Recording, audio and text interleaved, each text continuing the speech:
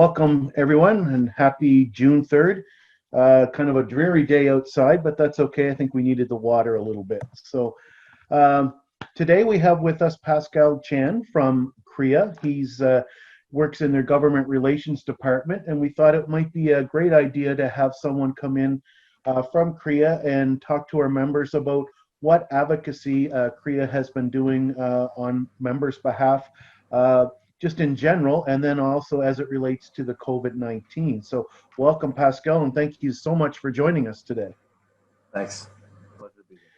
So so the format is, I'll ask you a few questions, we'll get a conversation going, and then we will take questions from the people tuning in, and use the Q&A function on Zoom if you would please. And I guess we'll just jump right into it. So I guess we'll start you off with a softball question, just to get folks familiar with CREA. So what exactly does the Government Relations Department do at CREA? Yeah, so I guess I'll answer it kind of two ways. On one side, what GR does, and I'll give you a little bit of background of myself personally. Sure. As you mentioned, I'm with the Government Relations team. I'm the Government Relations Manager at CREA, and I've been here for about 2 years. I'm born and raised in Ottawa, as we said, kind of in the preamble, and I was unsurprisingly a former bureaucrat who worked in several public service departments, Privy Council, Department of Justice. Pascal, you're kind of fading in and out with the sound. Oh, am I? Sorry. Maybe I can pull the camera a little. Let me pull it a little closer here. Is that better? That's better. Yeah. Okay, sure. Awesome. So anyways, yeah, just Roger or Paige or Tanya, just jump in if I start to fade out again. I worked at a number of public service departments, Privy Council, Department of Justice, Public Safety, the list goes on. I left the bureaucracy just over 4 years ago to work at an agency as a consultant lobbyist with corporate clients such as the Home Depot, Netflix, Toyota, eBay, StubHub, Monster, as well as for not-for-profits and member associations such as Diabetes Canada, the Canadian Association of Fire Chiefs, and I did some pro bono work for Oxfam. For those of you who have attended PAC days in Ottawa or participated in PAC at home, you'll be very familiar with the government and what we do. So that ranges, we work on a range of files that may have an impact on our membership. It can range from FinTrack to flood prevention to cannabis to energy efficiency, all of this on top of the standard housing policy work that you normally associate with a real estate lobbyist. A typical day in the life includes going through a number of briefings in the morning. iPolitics, Hill Times, Maclean's, Politico. Those outlets typically send a few more at lunch and in the evenings, as well as some briefings from think tanks and from government relations agencies that kind of come in somewhat irregularly. We also review any news articles that we may have missed, and then we check parliamentary business for the day. What's happening in the House of Commons? What's happening in the Senate? Bills, motions, debates, votes. We follow a question period. Is there anything happening at committee? Are there any specific meetings we need to watch? Are there any studies we need to participate in, either through a written brief or by appearing as a witness? Is there anything we need to propose that a specific committee look at? We monitor news releases, press conferences. Are politicians saying anything on social media? Are there any consultations we need to participate in at the bureaucratic level? We also have to find time to meet with staff, MPs, senators, and at some point in the day, we also need to, conduct research, analyze results, develop recommendations, plot strategy, communicate effectively so that proposed legislative and regulatory changes are viewed as wins for politicians and have the minor side benefit of being conducive to realtors doing more business. So we kind of talked about this a bit before, but about 6 p.m. on most nights, I'll head home and change into a different suit, head up to the parliamentary precinct and attend any number of receptions. Some of them have direct links to housing, and some of them not at all. You could interpret that as me, being cheap and not wanting to pay for my own food and booze. Let me tell you, trying to piece together a meal out of past hors d'oeuvres and cheap wine and beer while standing around shaking hands and talking to politicos while wearing a suit, it's really not ideal. So I'll attend video games on the Hill or the Israeli wines reception simply because politicians and staff are there, and it's critical to effective networking. We trade in intelligence, and people sure are a lot friendlier if they've met you over a beer or if you picked up a lunch tab for them. So anyway, all of this with the intended purpose of helping realtors sell more homes. And the result of that over the past 2 years or so, past year and a half especially, I'd say, is the increase to the withdrawal limit for the home buyers plan from $25,000 to $35,000, and the expansion of the eligibility criteria, both of which were announced in Budget 2019 and are things that CREA and the PAC network have been lobbying on for quite a while now. There was also the launch of the first-time home buyer incentive, which is the shared equity mortgage program. There were home ownership items listed in every major party's platform ahead of election 2019. They announced changes to the stress test that were then unfortunately put on hold due to COVID-19. So anyway, that's sort of what we do in general, and I'm sure we'll get into a little bit more of the nuts and bolts of what's been going on now. And somewhere in there, you have to find time to go to the washroom and all that good stuff. stuff. Yeah, exactly. You don't get into politics so that you can have more work-life balance. I'll tell you that. Sure. Well, it was certainly nice to have some wins, and we certainly appreciate all the work that CREA did on the federal front because, like you say, 2019 government relations is a long-term game, and it was nice to have a couple of wins in 2019 for sure. That's exactly it. And sometimes you can wait a long stretch of time before something happens, and it's difficult those kind of years in between. But you have to find small wins, even if they aren't headlines. But we were very fortunate in 2019, a lot of headlines. Exactly. So you had mentioned towards the end there, obviously we're in the middle of a pandemic right now. So how has that shifted the GR focus for CREA? Oh, wow. Massively. To give some perspective, obviously realtors haven't been immune to what's been going on. Nobody's been immune to what's been going on. As a lobbyist for the Member Association for Realtors, I've spent the past few months arguing that our members have been more affected than the average Canadian and pushing for consideration of the unique nature of the real estate business.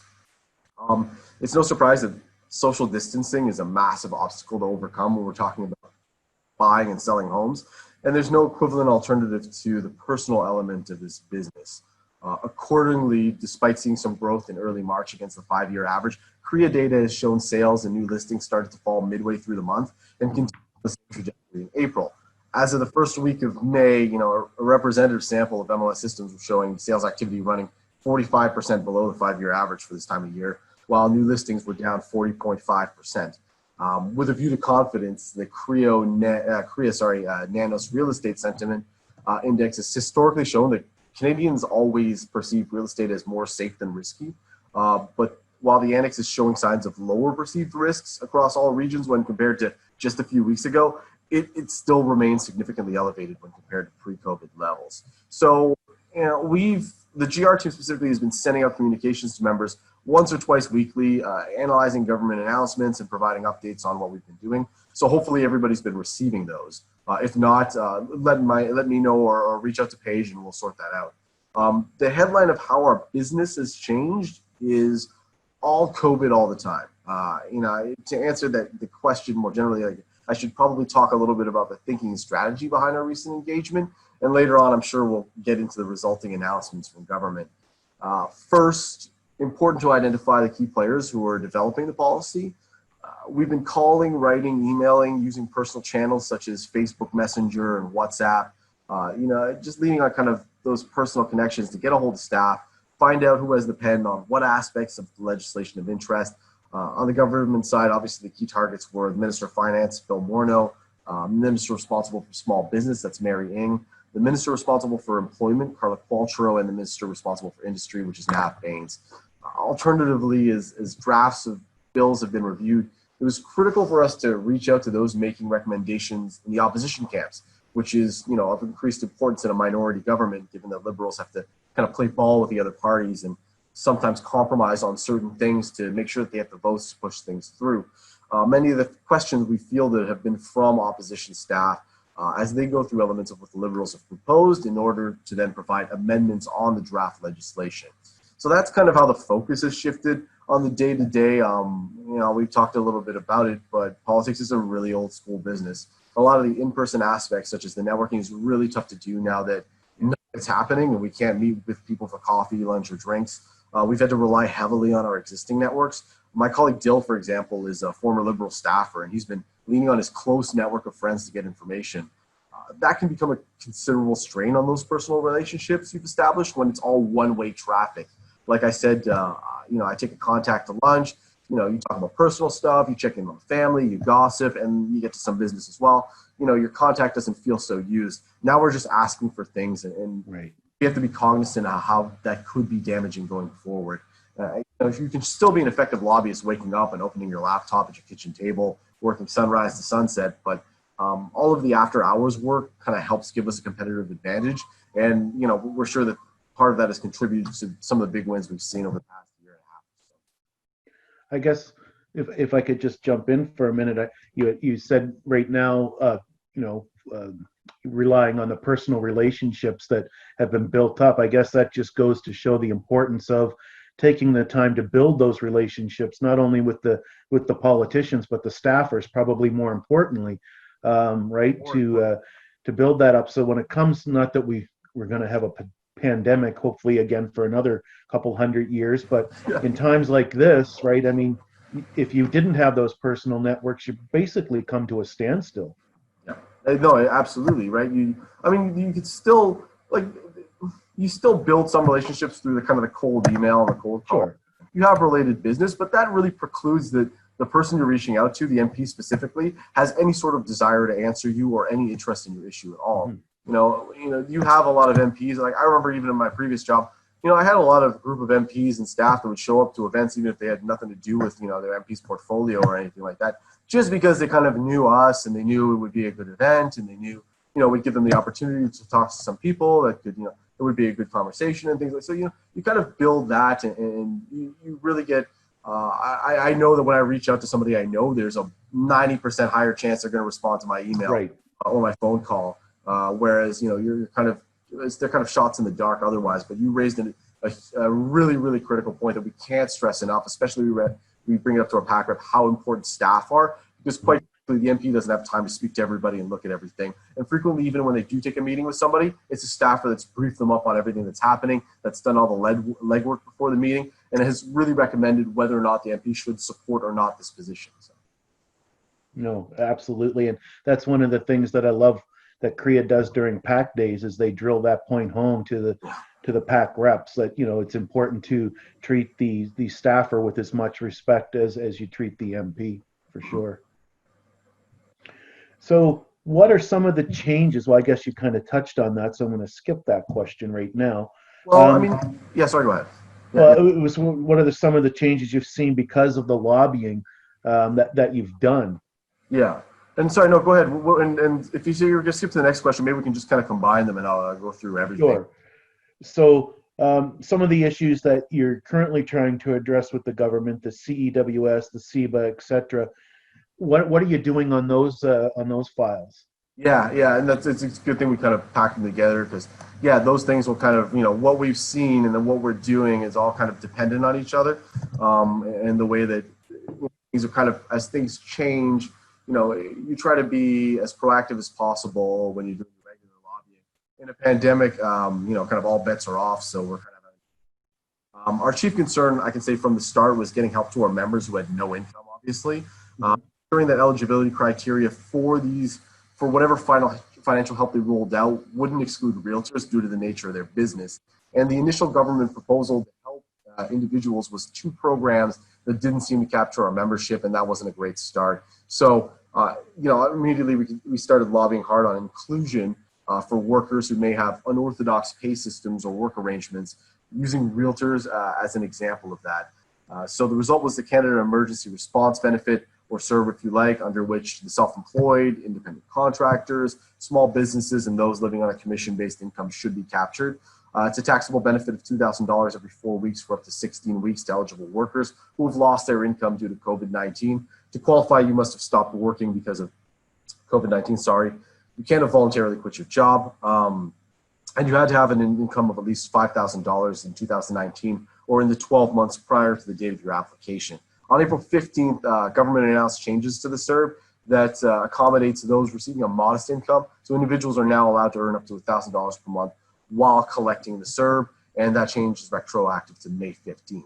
Now, while working to secure help for realtors, we also focused on the needs of brokerages. So we discussed possibilities with other stakeholder groups to align and coordinate on proposed government action that would provide meaningful assistance to struggling businesses. Government responded by introducing the Canada Emergency Wage Subsidy, or CEWS if you prefer. That's the 75% wage subsidy for businesses, retroactive to March 15th. It's available to those who suffer 30% drops in gross revenues in either April or May, 15% for March when compared to the same month in 2019, or the average of January and February 2020.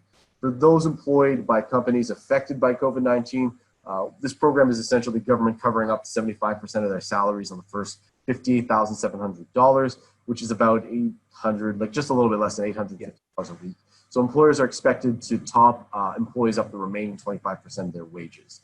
So CEWS was also extended by an additional 12 weeks to Saturday, August 29th, and government announced it would consult with businesses over the coming months on potential adjustments to the program, and that would include the 30% revenue decline threshold. So that was good because it's a lot of the kind of the stuff that we've been lobbying on, especially when you talk about business written. Now that they've extended it, it's more likely that if you want to use the cash accounting method, that you'll be able to do that in the period that you're affected anyway. So that's really kind of super beneficial. In addition to those major programs, there was also the Canada Emergency Business Account, or CEBA. It launched on April 9th and provides eligible small businesses operating as of March 1st with interest-free loans up to $40,000, 25% of which is 10% if you $10,000 if you use the entire amount, will be forgiven if the loan is repaid by December 31st, 2022. Again, there were concerns about eligibility criteria as it relates to total payroll being too narrow. It's now been expanded to employers with 20,000 to 1.5 million in total payroll for 2019. Initially, I believe it was 40,000 to 1 million. So again, that's something we brought up with them. There are also concerns about the way subcontractors figure into payroll requirements for CEBA. CREA, we obviously welcome the most recent announcement, as we've been advocating for changes to CEBA that would allow more realtors to access the programs. CREA highlighted the need to capture the diversity of business models and consider expenses other than payroll in a recent written brief to the House of Commons Standing Committee on Finance. Specifically, that announcement indicated that CEBA would be made available to a greater number of businesses that are sole proprietors receiving income directly from their businesses, businesses that rely on contractors, and family-owned corporations that pay employees through dividends rather than through payroll. So anyway, during that announcement, the Prime Minister said that Minister Ng, we mentioned her earlier, she's a minister responsible for small business, is working on potential solutions for those that rely on a personal account to run their business. So we're keeping on top of that as well. That's kind of one of the sticking points that has been brought up to us a lot, and we did raise that a number of times with the government. So we're also watching any other issues relating to eligibility for any of these programs.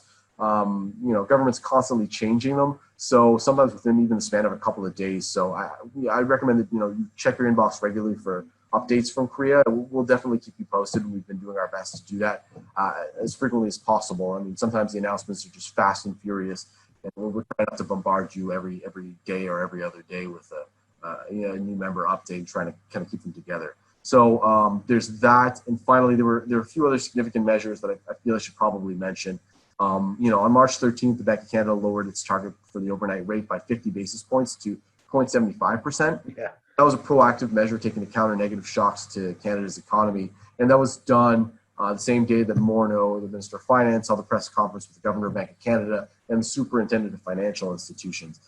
So that rate was lowered again on March 27th to 0.25% in an unscheduled rate decision, which is something that doesn't happen that frequently. So obviously they were responding to severe economic outlook, and then that rate was maintained at the same level on April 15th. There was also the launch of the Canada Emergency Commercial Rent Assistance. That's a program that will seek to provide loans, including forgivable loans, to commercial property owners who lower or forego the rent of small businesses for the months of April, May, and June. The program is going to be delivered in collaboration with provincial and territorial governments, which are responsible for property owner-tenant relationships. There's still a number of issues with that program that we're looking into.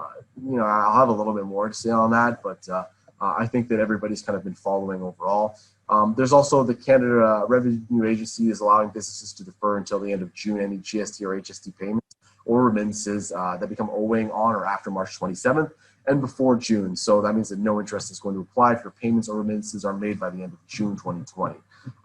As far as what we're still working on, as I mentioned, we're still working on the existing programs because there's some clarity needed there. There's still adjustments required. There are concerns, as I mentioned, about CREA. I've had a few calls with CMHC over the past few weeks. They're aware of all the criticism. Everyone's saying that no landlords are going to participate in this, and so the businesses are not actually going to be able to take advantage of it. They've had to make changes right before the launch, some of which we were happy about because they addressed issues we'd raised, specifically properties with no mortgages and a few other issues. But I imagine it will continue, especially if uptake is as bad as what's generally being predicted. The personal business account piece from CEBA I mentioned is really important. We're getting kind of mixed messages from government. At first, it seemed like they were like, oh, this is really something and we're going to have to do something about it. And I'm hearing about it from my constituents. My understanding is that staff have not been so enthusiastic, but we're going to continue to press on that. I'll say that, it's important to keep in mind that there's a natural tendency to panic as soon as something's announced and it looks like our membership won't be captured. On our end, certainly we do. We've been kind of operating under the policy that if you're not overreacting, you're underreacting. Mm-hmm. But, looking at how things change, even over the course of a week, can give us some perspective. The way programs have been announced and then revised frequently, sometimes in a matter of days, makes it clear that we are being heard and government is, in fact, working to make these programs as inclusive as possible. Most of the perceived barriers are reflective of, governments attempting to roll out policy and programs that would normally take months or years to establish, and Exactly. in only a few weeks. So there's going to be some growing pains. There are going to be some, issues and barriers where you'll look at them and think, how did you not think of this? And honestly, it's just probably a consequence of just going too fast to try to roll things out. As an example, the Canada Emergency Business Account was launched on April 9th. And there was a change to the threshold literally a week later as a result of feedback from stakeholders, including CREA. So eligibility criteria for these programs isn't set in stone, and we'll continue making recommendations that are in our members' best interest. To kind of close this off the question, I'll say that it was frustrating, definitely that momentum halted after significant advocacy wins over 2019 that I mentioned earlier. But on the positive side, at least our lobbying momentum seems to have carried over to our advocacy on COVID-19 related matters, because we are getting sort of what we're asking for the most part. And we hope that it will continue to go that way. Awesome. So just to recap quickly, you mentioned a number of programs. So I just want to make sure that I understand this. So the CERB, the CERB, that's primarily for realtors, I guess. That's it. That's for individuals. Yeah. Yes. And then you have the CEWS, the SUS. That would be for brokerages and then their admin staff. I can see that relating directly to that. Yeah. And then the CEBA, that could be for brokerages as well as, I guess the stumbling point right now is if a realtor is an independent contractor and they pay themselves through dividends, it's kind of a gray area right now, right? So that's kind of what CREA is lobbying for right now with regards to that CEBA loan. Yeah, that's exactly right. There are a lot of complications with that program. Again, the issue we've heard most frequently, like I will say, is the business account. That seems to really be a barrier.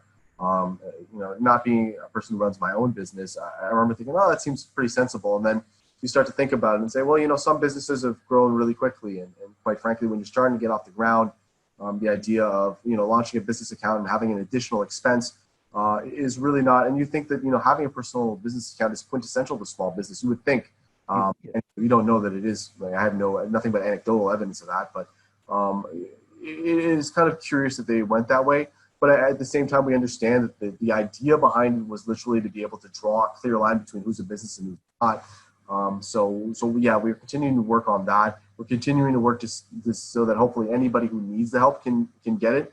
The lowering payroll requirements to $20,000 a year, hopefully will give people what they need. But again, we should also keep in mind, it is emergency business support.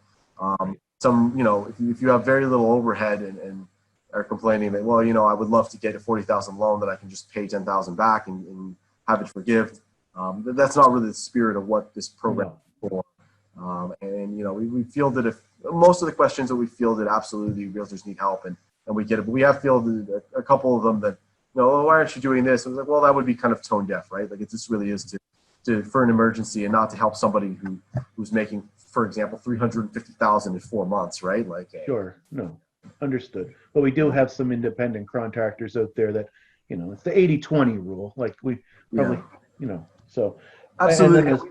We've even had some issues. Like somebody was telling me that the structure of even the way that she does her business is really complicated. Like she has one admin staff, but they're paid through the brokerage, and then the brokerage will then expense it from her. But at that point, so the system, the Qs or the CEWA would still apply to her, but she'd have to get the brokerage to apply to cover that right. wages, and then bill the realtor back for the staffer. But again, it's kind of some navigating the system. Right. But again, as we've been telling everybody, if you don't know, just contact CRA. There's a CERB hotline. There's a lot of information available on the site. We do our best to try to make it as clear as possible for realtors, but it's not always like in the end, for individual circumstances, no one's better placed to answer your questions than government. It's more like if you're running up against a barrier and you think that it could apply to other realtors, you should definitely bring that to our attention, because that's something that we could definitely potentially lobby on. But we're not going to kind of burn down the whole system to cater to a specific individual, because that would be counterproductive and it wouldn't be helpful to our actual overall lobbying efforts. Well, it totally makes sense. And I think you hit on a key point there earlier, where I think it's sometimes, a pandemic, it causes a lot of panic. I think people have lost sight of the fact that just how quickly government is moving on this stuff to roll it out. Like you say, they're making adjustments within a week. Normally that would take months, if not years, to happen. So just folks need to keep that in mind as well. Like the government has moved exceedingly fast for government on these particular programs. Yeah, it's been nuts. And I did mention this kind of when I've been giving presentations. Is sometimes people have questions for us and we don't have the answers. I'll tell you, government staffers don't even have the answers, because they're learning on the job. They're developing, rolling it out, and amending it as they go along. So sometimes they can't even share what their criteria is for something because they haven't finished nailing it down. So it's really difficult. So we talked a lot about the programs, and we're 2 months into this now. What do you think the road to recovery looks like for real estate going forward? Yeah, with that's a great to question. Government relations. That's a great question. We should keep in mind that many of these government reliefs and supports, the interest rate cuts, for example, are ultimately good for the real estate market, obviously post-COVID-19. Given the size and importance of the real estate sector to the Canadian economy, that's a point that we've been kind of pulling numbers from, according to. We've continued to drive home the point that realtors will have an important role to play in the economic recovery, and the spin-off spending from resale housing transactions is going to be a huge driver of that. One of the issues we're facing is we don't quite know what things are going to look like coming out of this. Anyone who tells you they do is either a fortune teller or a liar. Yeah. CMHC's CEO gave a really grim outlook the other week, and then the outgoing governor of the Bank of Canada wasn't so pessimistic. Our senior economist, Sean Cathcart, did an interview with Financial Post last week, and you can check it out online. They did it via Zoom, and it's on their site. But he talks about, when you want to talk about housing prices, he refers to the HPI, which, we firmly believe that it's a better reference tool than what others are using when you want to look at the impact on housing prices. And it isn't quite showing the doomsday scenario that some people are talking about. I think it's also important, before I get into the government relations activities specifically, we should also acknowledge that the recovery has already begun.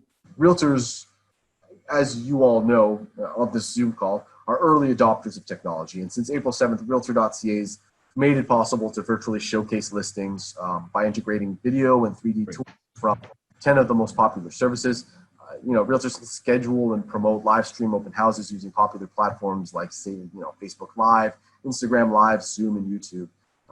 And I know that the stat in the first month alone, there was over 1,200 realtors that conducted more than 5,000 live stream open houses. And in that period, there was a 50% increase in users that were sorting properties to show those with a virtual tour first. So the new live stream features, they're also attracting significant interest from consumers. Again, in that period, 18% of users were visiting live streaming events when promoted on realtor.ca. So, obviously, the stuff that we're rolling out there, we can't ignore that that is part of the recovery. When we look at new normal, we do have to consider what is going to be happening as we move into, a kind of it's not going to be a switch. We're not just going to hit it and everybody gets back to business and sales, activity picks up where it's left off. We have what's going on now, what's being implemented, and how business is being conducted during this period and through the transitory period until we get to the new normal, for example, after they discover a vaccine and we really get this under control. Yeah. On the government relations side, I can tell you we've been working on the economic recovery piece for the past month, especially looking at what's happening internationally. So international jurisdictions that have perhaps been ahead of us, what have they been doing? What can we imitate there? What lessons learned are there from things that have not worked so well? We've also been talking to other stakeholders, and quite frankly, we've been taking government's temperature. And that's something that, I don't think that we relay to our membership enough. So sometimes we're asked, for example, why further expansions to the home buyers plan aren't at the top of our priorities. That's a question I've legitimately gotten a number of times since, for example, the fall or kind of going into the election when we're lobbying on what we wanted in the electoral platforms. It's because we have regular discussions with Liberal staff, and we know that there's no appetite to do that since they already enhanced it in Budget 2019. So that doesn't ultimately mean that we stop talking about any of the issues that are important to our membership. It just means that we're not going to make something a headline ask if we're just going to come off as tone deaf and ultimately damage our own credibility. So that kind of taking the government's temperature piece is very important as far as deciding what we're going to be stepping on and pushing on coming out of this crisis. Like I said, we've been doing a lot of asking for coverage under COVID-19. I think we kind of need to regroup and come up with something that's sensible, something that possibly aligns with what some other people are saying to kind of enhance the possibility of it happening, and get back to work on some of the good policy work that the changes, for example, that were announced on the stress test. Hopefully there's still going to be an environment for that afterward, and we're going to continue pressing and seeing what we can accomplish. But again, it's going to be sort of dependent on what the new normal is and what government is going to be looking at doing in the climate coming out of it. Yeah, exactly. And I think, like you say, it's not going to be a light switch that you switch on and one day, hey, we're back to pre-COVID. It's going to take a period of time. And I would think, the road to recovery definitely includes jobs, getting people back to work so that there's some consumer confidence there. And then just rolling out the government continuing with their infrastructure program. I think that's going to be a key component to getting folks back to work and getting some confidence. People see things moving forward. It's just going to be that self-fulfilling prophecy, if you will. If they can see things that are happening, it's somewhat getting back to normal. It'll give people the confidence to maybe spend some money that they wouldn't normally spend, that sort of thing. And yeah, it's going to take time, that's for sure. Yeah, and you nailed it. Infrastructure is going to be a huge piece. I can tell you that some of our discussions with other housing stakeholders and other people is, housing supply is going to be a big one. They were looking at infrastructure spending. I can tell you that I had a meeting with some of the senior staffer in the Minister of Infrastructure's office right before, it was early March, right before we went into lockdown. And that's what we were talking about. Increasing housing supply. As far as you look at the way infrastructure funding is distributed to the provinces, for example, through the bilateral agreements. And that's something that, again, we think that if you're looking to kickstart the economy through spending there, we definitely want to make sure housing supply is part of the issue. The economy may be in bad shape. That doesn't mean that people don't need a place to live. Exactly. So I think we've gone past our time. However, if there's any questions from the audience, we'll open the floor. Pascal, I'm assuming you have a couple of minutes to... Yeah, absolutely. All the time in the world for you, Rod. All right, thank you. So I will ask the folks that are on the call or on the Zoom, whatever this thing's called, webinar, if they have any questions for Pascal. Now's the chance to hear it directly from CREA and the Government Relations Department as to what they're looking at, what they're doing, all that good stuff. So now we have a number of people on the calls. Oh, we have a question. Look at that. No question, just great job, Pascal, and and they included me in there too. Thank you so much. I talk too much. Apparently, everybody's sick of it. No, I don't think so. Great information. Oh, here we go. Okay, so we're Patricia Curry is asking just some clarification on the CERB. So can you just walk us through that, if you would? Yeah, sure. I can talk about the CERB again. Sure. So basically, it's you're eligible for four periods.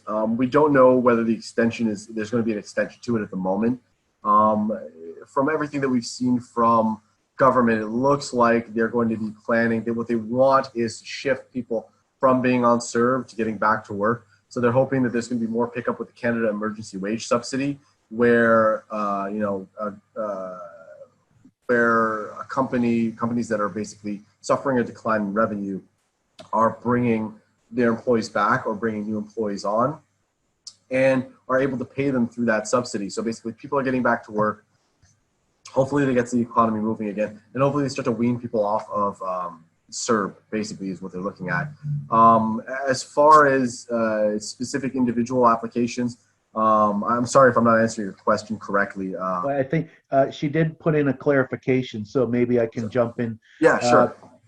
I think what Patricia is trying to ask here is, if you're incorporated, can you get the CERB? Yeah, you can get the CERB absolutely if you're incorporated. The parameter is not necessarily the status of your business; it's whether you're getting income or not, right? So if you're not getting any income, then you're eligible for the CERB. But again, I would refer you to the eligibility criteria. Like I said, for individual circumstances, the best thing to do is literally just call CRA. And if you need the information, I'll share it with Paige, and then she can pass it along to anybody who needs it.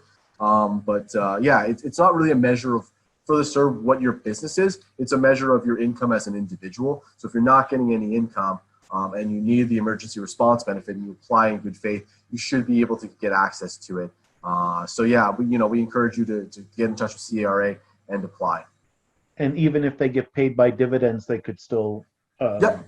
Yeah, absolutely. I will, like I said, the important thing here is in good faith. And like I said, some of the issues are kind of murky. Dividends are not going to preclude you from receiving it if that's how you normally get paid. Now, I would warn anyone against getting creative with their accounting practices and withhold payments so that they can get that and then dump all the money in. If people who apply, they've said in the media they're not planning to go after everybody and all these things. But at the same time, I mean, the issues that there's some people that have been applying in bad faith. They're not going to tolerate sort of fraud. So as long as, look, you need the support, your income is down, and if you're eligible, then apply for it and take it. Just, I will warn, don't get creative with your accounting. Yeah. That would be a PR nightmare for realtors afterward. It'd be really bad for the brand and image. And you're not doing yourself any favors because, then somebody's going to come and you'll be punished. Well, you might get, caught for it on the tail end. Okay. And so we not that that's what Patricia is suggesting. I'm not saying. No. I think she was just looking for clarification. We have another question, and someone has answered, but I just want to make sure they've answered properly. Yeah. So is the $1,000 earned in consideration of CERB when you actually get a commission check for that work that was completed in the previous months, i.e. a firm deal that resulted in a closing now? Yeah. And my understanding, and the person who answered, is the $1,000 has to be for the time period. So it's when you actually get the money. Yeah. So this is actually a complicated question to answer, and it was clear before because initially government up until I believe the 15th was saying it was when a commission is when you expect to be without income. So that would read very much as income received, and then when you receive the commission. And then out of nowhere, without telling anybody, they really changed the language at that point to income earned. So, but they still haven't defined what that looks like. And I'm going to tell you honestly, this is an issue that came up in Quebec, and we've been asking government, and they have been ducking this question like you wouldn't believe. They've refused to provide any clarification on the website. They haven't been saying anything. The main piece here is that if you apply in good faith, you're without income, it is very doubtful. And the other piece too is when you file your taxes at the end of the year, they don't specifically ask you what month you received it in, right? Mm-hmm. So again, like I said, if you're without income and you're applying in good faith, I wouldn't be too worried about it. again, I would recommend that you call CRA. I've called CRAs personally myself, and they have told me it's when you receive the commission check. Mind you, we've heard some dissenting opinions in different places, a little bit less officially, not necessarily in writing. So it appears that it should be fine when you receive it. Again, I would advise you just call CRA and then proceed as they tell you. I don't want to get into the weeds on this just because, if you've done your due diligence and called CRA, ask them how to apply and then apply, you'll be good. All right. I think that's excellent advice right there. Get the name of the person you were talking to, keep a record. Realtors are really good at keeping records, and just go by the advice that's coming right from the horse's mouth, so to speak. Exactly, and I'm sorry that it's not more specific than that. I'm telling you honestly, we are having trouble getting something more specific than that as well.